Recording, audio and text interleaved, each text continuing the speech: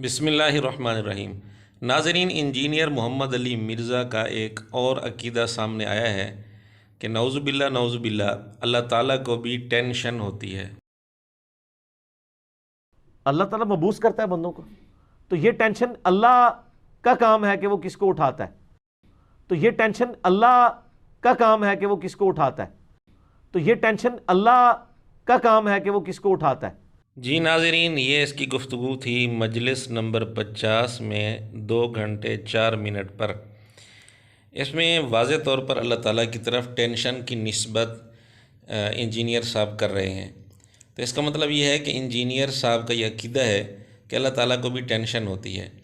Tension کا مطلب ہے کہ بے چینی کی کیفیت طاری ہو جانا۔ کیا نعوذ باللہ اللہ تعالیٰ پر بھی بے چینی کی کیفیت طاری ہوتی ہے؟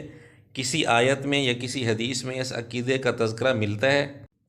اگر انجینئر یا اس کا کوئی مقلد کہے کہ انجینئر کی توجہ نہیں تھی اس لیے انجینئر کی زبان سے یہ لفظ نکل گیا ہے، تو اس کا حل موجود ہے، اور وہ حل بھی خود انجینئر نے بتایا ہوا ہے کہ انجینئر ویڈیو میں آ کر یہ اعلان کرے کہ یہ اللہ رب العزت کی طرف جو میں نے اس لفظ کی نسبت کی، یہ نسبت نہیں کرنی چاہیے تھی مجھے، لیکن غلطی مجھ سے ہو گئی، اور اس وقت مجھ پر شیطان مسلط تھا کہ جس نے مجھ سے یہ کام کروایا۔ انجینئر صاحب دوسروں سے بھی یہی مطالبے کرتے ہیں، تو پھر یہ توبہ کریں، معذرت کریں، اللہ رب العزت سے معافی مانگیں، کیونکہ انجینئر صاحب کا اصول ہے کہ جو غلطی اعلانیہ ہوتی ہے تو اس میں توبہ اور رجوع بھی اعلانیہ معتبر ہے۔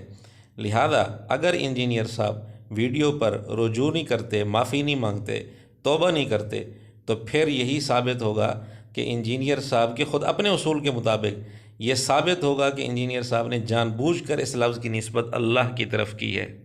پھر ہمارا سوال ہوگا، کوئی ایک آیت پیش کریں، کوئی ایک حدیث پیش کریں جس کا مفہوم یہ ہو کہ نعوذ باللہ اللہ رب العزت کو بھی ٹینشن ہوتی ہے۔